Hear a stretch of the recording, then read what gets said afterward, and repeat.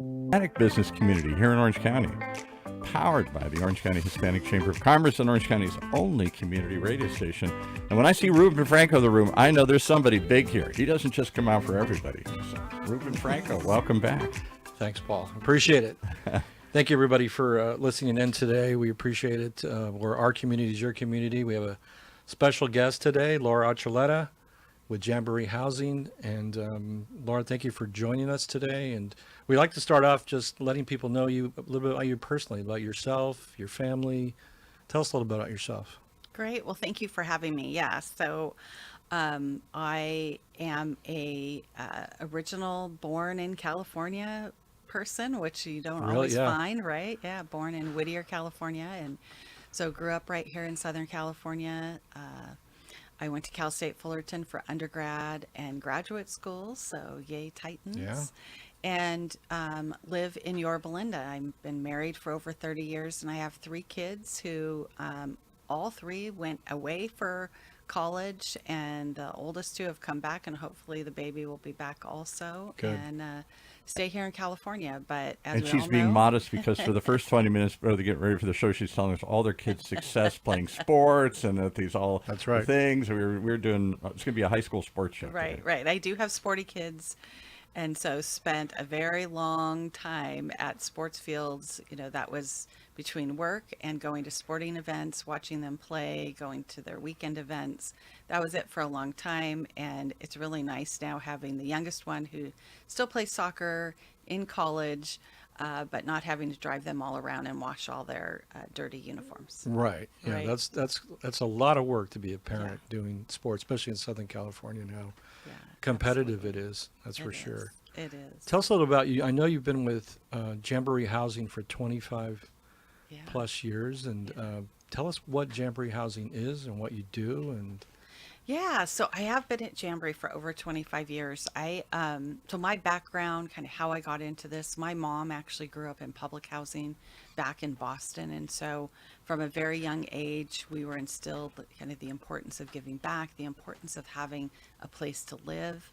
My dad was in the military, and when he got out and my mom and he met, he ended up getting a job as a delivery truck driver for Sears and Roebuck back oh my in the gosh, day, we have right? something in common because I wasn't a truck driver for Sears, but I was they called it like a hand. So I'd show up at the Sears warehouse where the truck drivers were, and I would be like a day person assisting the truck driver delivering furniture, washers and dryers, refrigerators, that type of thing. Wow. Yeah, so that's You do. interesting. That is interesting. So how long did you do that? So he did that for 33 years. Okay. And he was a member of the Teamsters Union. Okay. And and so that was kind of the background there. But they were able to buy a home. So the first in their family on both sides to be able to buy a home using the VA program.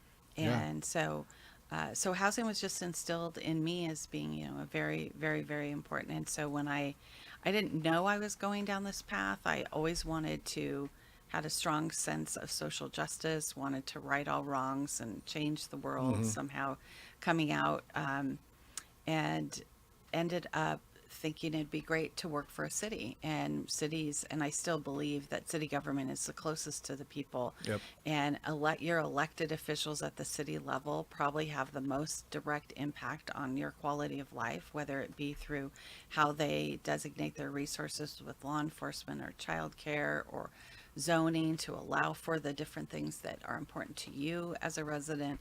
And so I worked at city government for 12 years and just loved it and wanted to be a city manager. But after I had my oldest, my daughter, I thought, these city manager jobs, I don't know. They only last on average about 2.5, 3 years, Yeah. and then they have to move on. And I don't know that it's a great profession for me. And so I started consulting, and Jamboree had just purchased a large mobile home park, continues to be our largest asset, 43 acres in Irvine, 360 spaces of mobile homes, and they needed some help managing that. So Jamboree had a staff at the time of 3 people. And so Really? so I came on as a consultant. How many do you have now? And we have 160 people on staff and another 100 or so on contract. Okay. So, Yeah, so we've it's been a crazy, crazy 25 plus years for me. Jamboree's this is our 35th anniversary year, and so it's just it's just really taken off. You would have thought by this point we would have solved the housing and homelessness crisis. Obviously, we haven't. But so at Jamboree, our and I'll just keep talking about it. So interrupt me Yeah, if no, I'm no, missing no, no. anything. So, because obviously I'm really passionate about what I do, but so our mission is to actually build. So it's very active, right? So to build housing for those folks where housing's not being built for them. So we improve our community, so it's a little bit broader than just maybe a general developer. So we're improving communities through the development of affordable housing and the implementation of impactful community services. And so for our residents, we have all types of wraparound services and opportunities for our seniors, for our families. We have 35 after school learning centers that we operate throughout the state. And we are the largest provider of permanent supportive housing. So for housing for folks coming from homelessness here in Orange County. Yeah. Our headquarters here in Irvine, we were started by the encouragement and support of the city of Irvine 35 years ago. And actually, now Mayor Agron was mayor back then. Yeah, and, that's right. Right, Yeah, and yeah. adopted the resolution to get us formed. And then we also have an office in Sacramento. Okay. And you said state, so you have other places statewide, We or do. are most of your assets down here? We do. So we have a heavy concentration in Orange County, and I think it's just because having been born here, right, as an organization that and building here, if you can build affordable housing in a place like Orange County or a place like Irvine or Laguna Beach, where we've been active, or Mission Viejo, Huntington Beach. If you can build affordable housing in those places, people throughout the whole state look at you and say, we want you to come here, right? You're building high quality in communities that really demand high quality for what's being built there. So we've been successful all the way up the state. We're now in Silicon Valley. So it's been a wonderful, wonderful place to work. And we have extremely passionate employees who could be working for-profit industries. They could have their own companies. Maybe right. we have in-house construction. I mean, most likely your high-level contractors and construction folks may be running their own shops, but they choose to work at Jamboree for the mission, right? Right.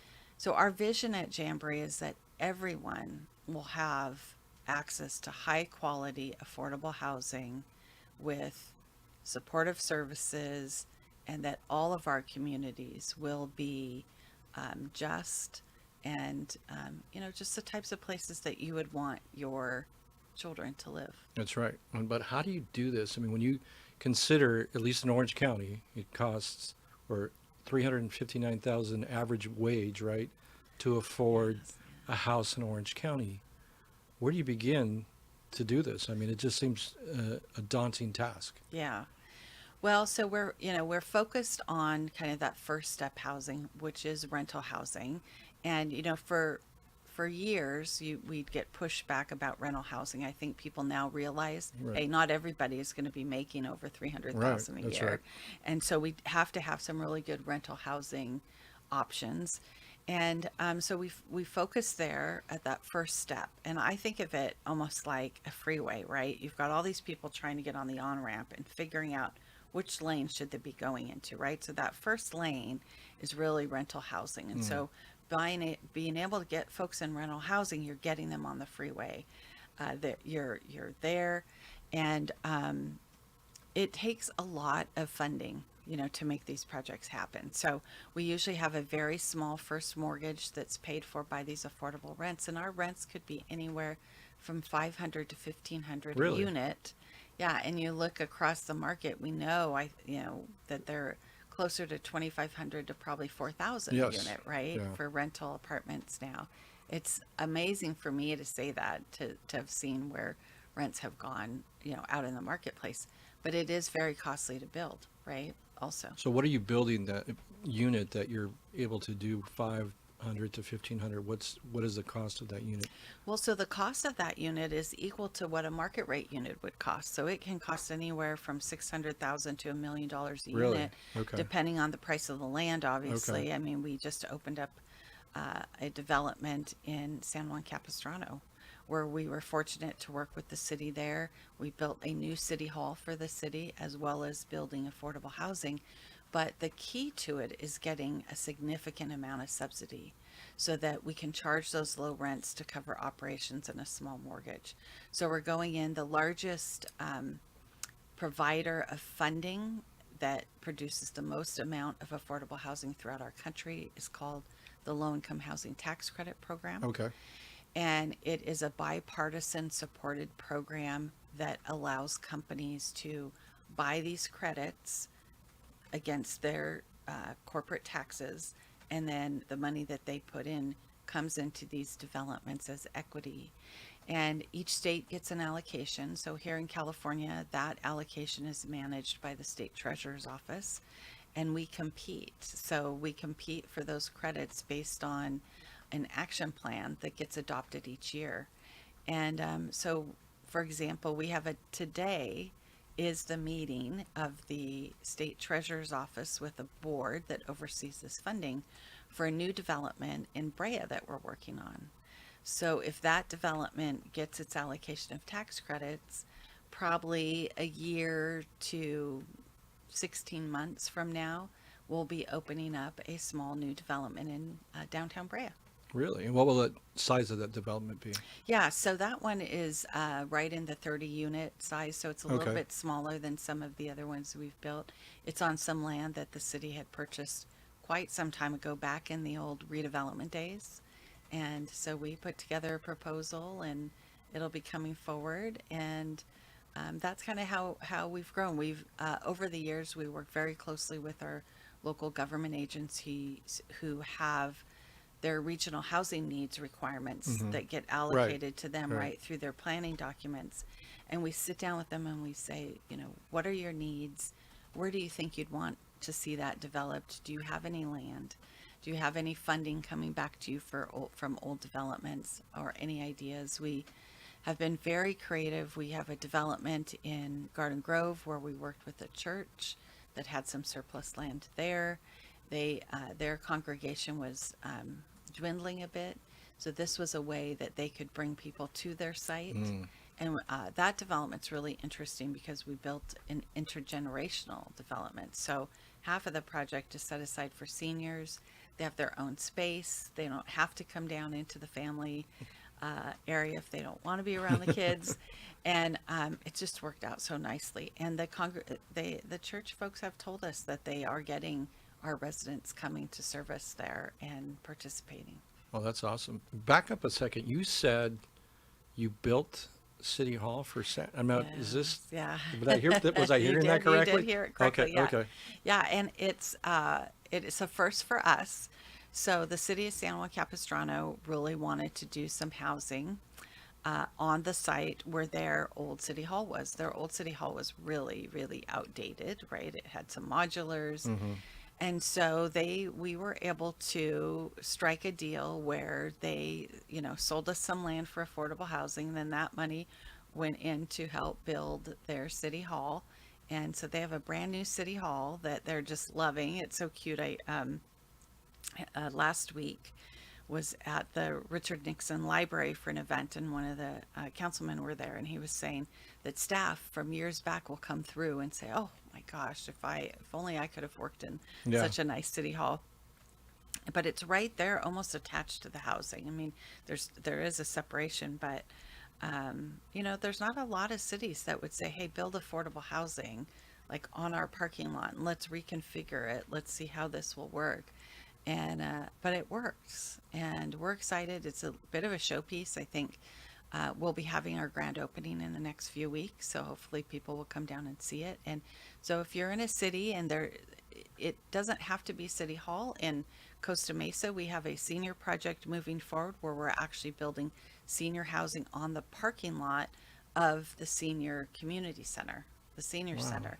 And so we're still providing parking for the senior center, but we're going up and building some senior housing. So these complementary uses that you wouldn't necessarily think of really work well for cities.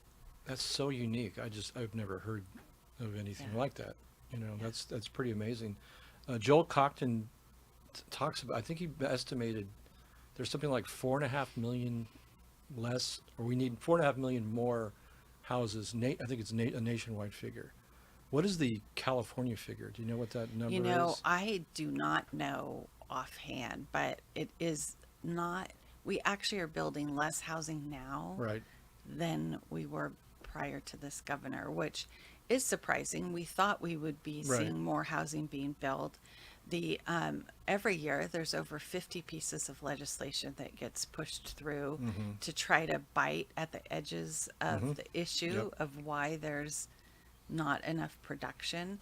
And actually, right now, when you look at production, there is a large amount happening in the ADU space, the accessory dwelling unit space, which is great. But I will tell you, that is usually not being rented to people that, outside people that need housing. It's like It may- family or It could be family, it could be used for a little space like this to do your podcast. Right, It yeah. could be used for a little workout area, right? Or for your kids to come back to, which is affordable housing and is needed as we talk about our kids coming back home.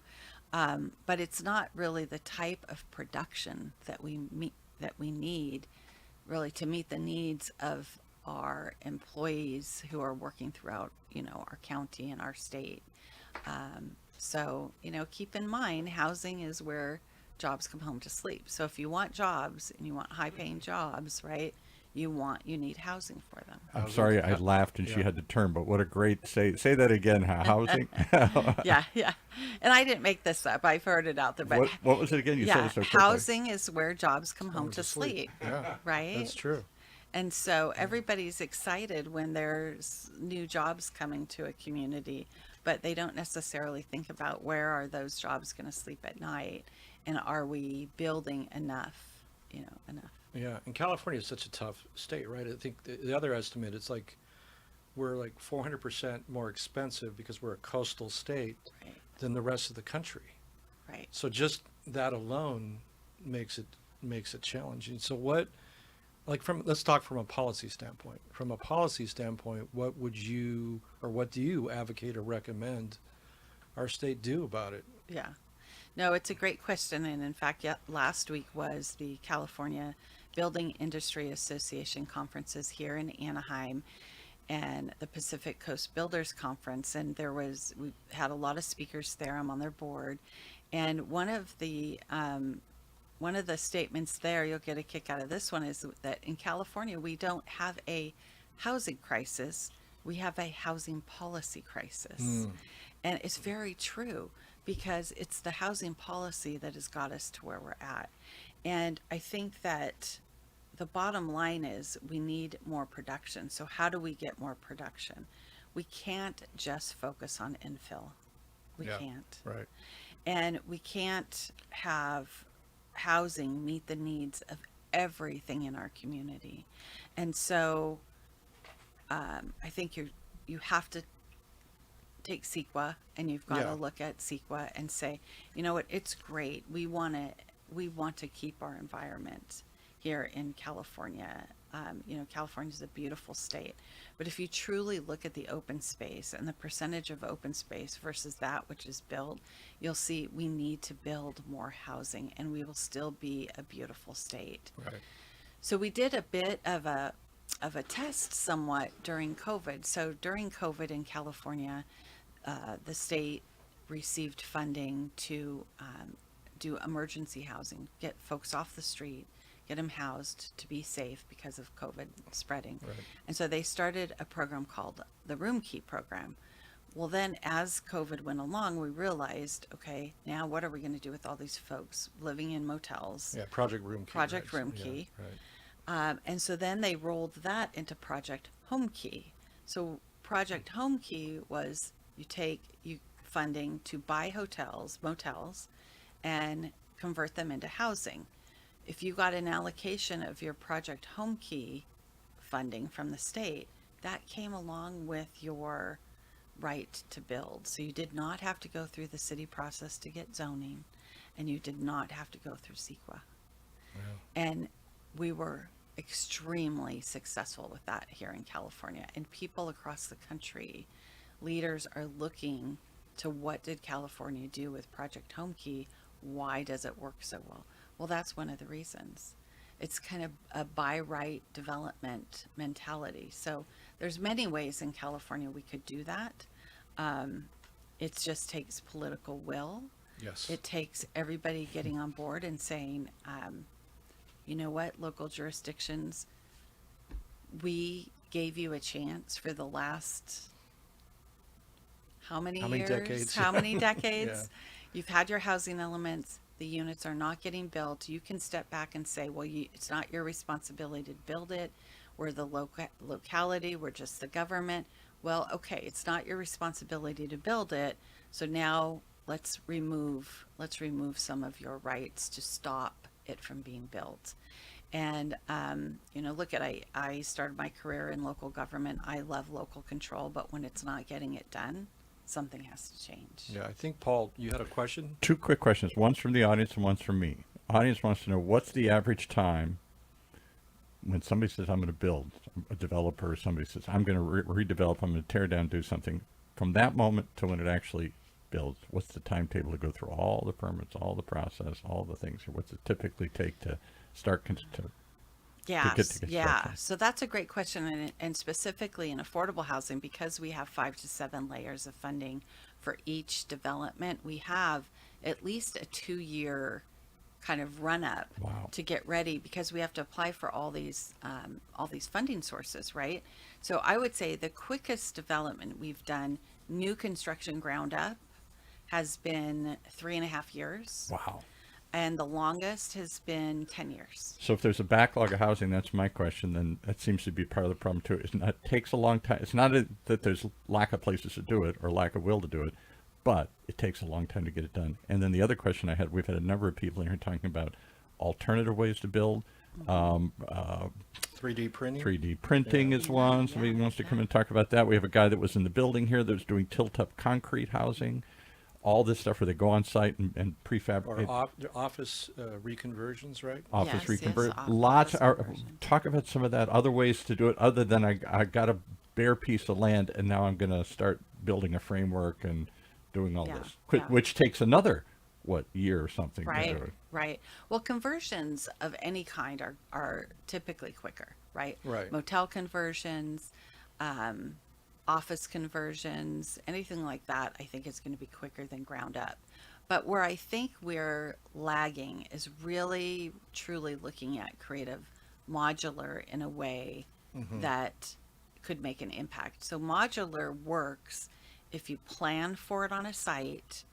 Your drawings are you're knowing that you're going to build modular, and then you have financing programs that line up with the amount of money you have to put up to order those units, Right. because you have to put a lot of money out first, right? So, and that gets costly, because if you're getting a loan, like a construction loan, and you're putting all of that money out in one chunk to get those units manufactured, and that takes you longer versus if you're doing stick build, right? It's going out along the way.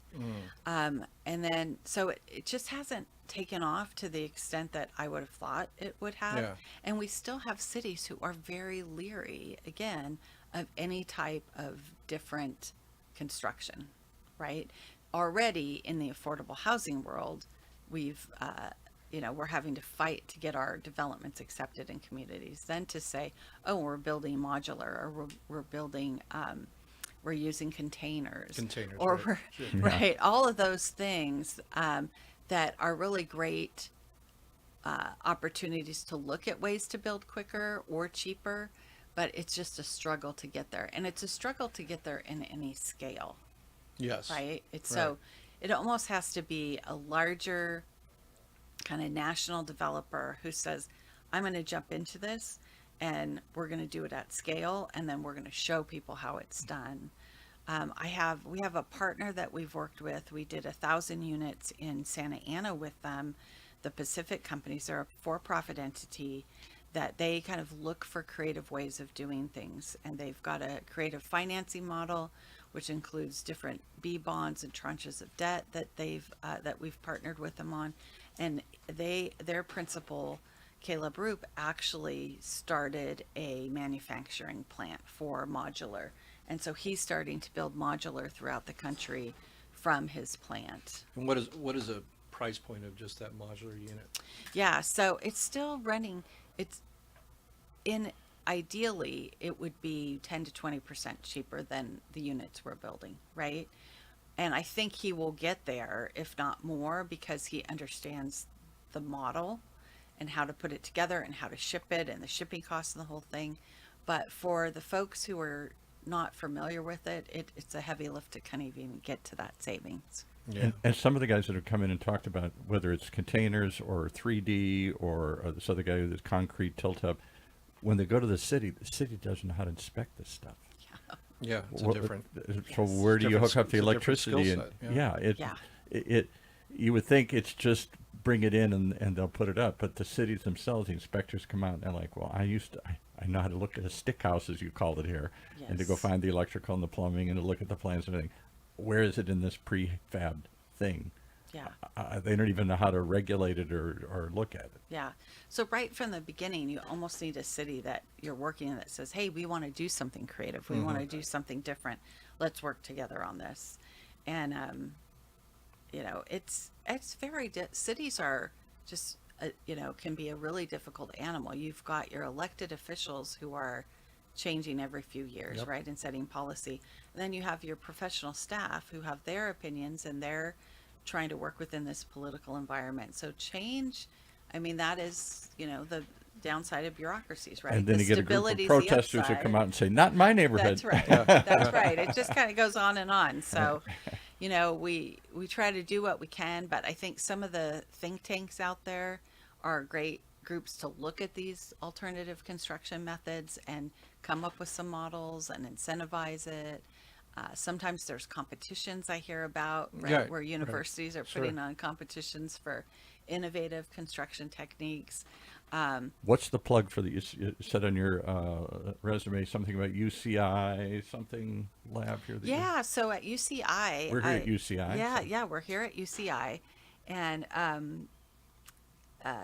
we have what's called the Livable Cities Lab here, which looks at how cities live and different ideas. And the Livable Cities Lab oversaw a study that was done looking at affordable housing and crime rates around affordable housing, as well as the cost of housing prices around affordable housing. So the question is, and sometimes we get pushback, you're going to build affordable housing and crime's going to go up in that community. And my prices are going to go down. And my price is going to go down.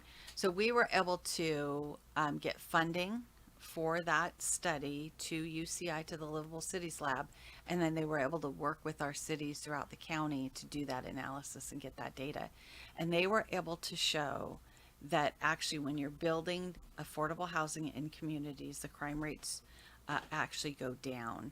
And I think that's because, and you've had some of the folks in here, we have such strong affordable housing developers here in Orange County and the state of California that when we build something, we are taking care of it. If we need security, we have top-notch property management, we have services, and we're also sometimes building in communities that are already experiencing some increase in criminal activity. They may have just overcrowded units, right, which could create some stress between neighbors. We have some communities, and you've seen it, where there's over amount of cars on the street. When you go down a street in a city that there's a lot of rental projects, or that you can tell that there's single family homes that are being rented and you've got no parking available on the street. Yes. It's packed. Yeah.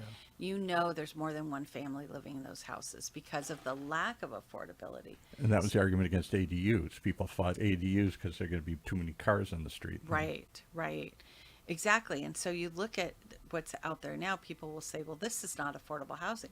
This is market rate housing. And it is. It's just market rate housing that no one can afford. So 2 and 3 families are doubling up Right. in it. Right.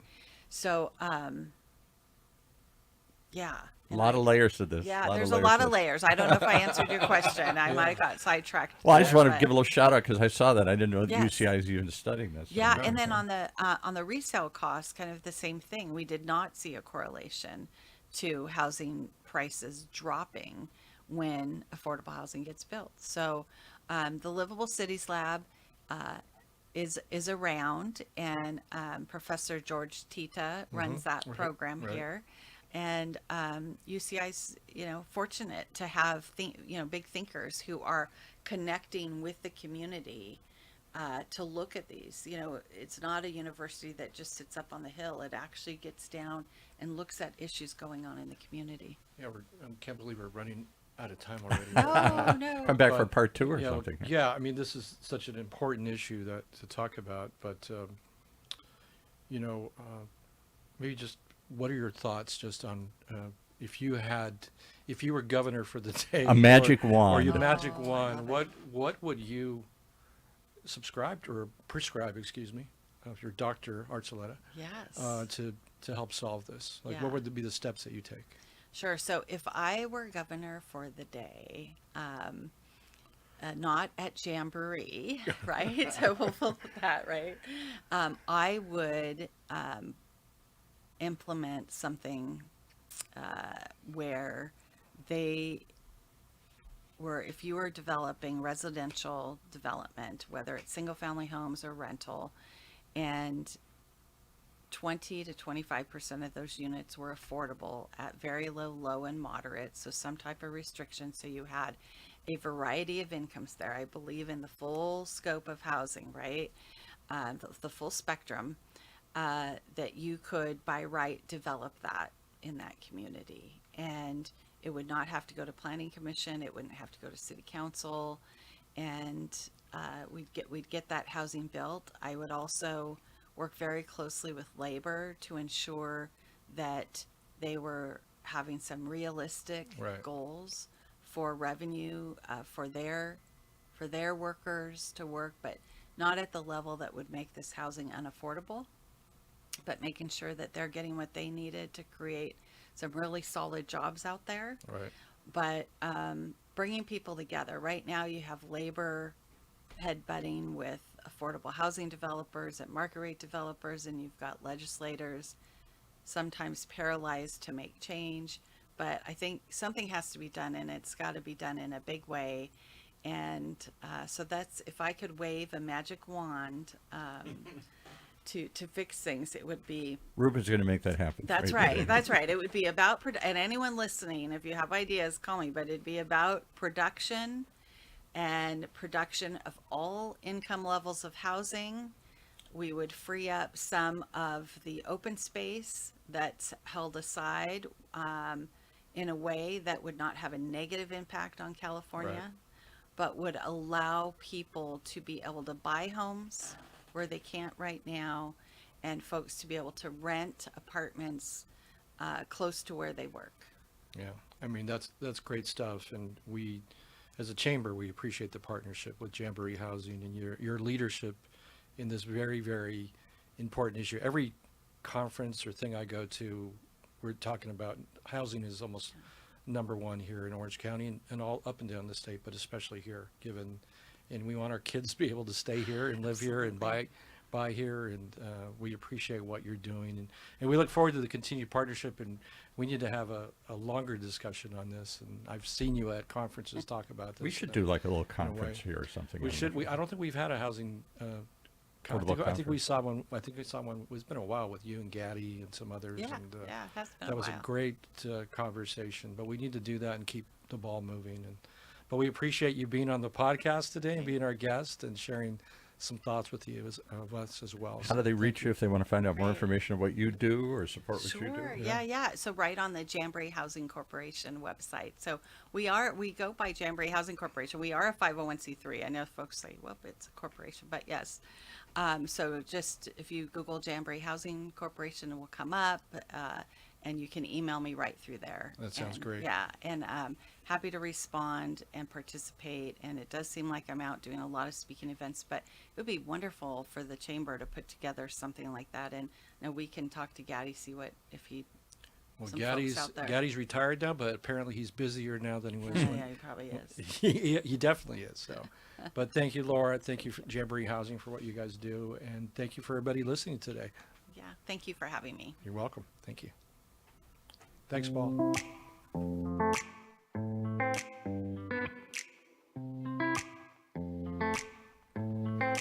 Well, there you have it. Another good reason to tune in each and every time to meet our community. Right here in Orange County's only community radio station, OC Talk Radio, streaming live from our studios here at the University of California, Irvine's Beale Applied Innovation Center. Brought to you by the Orange County Hispanic Chamber of Commerce.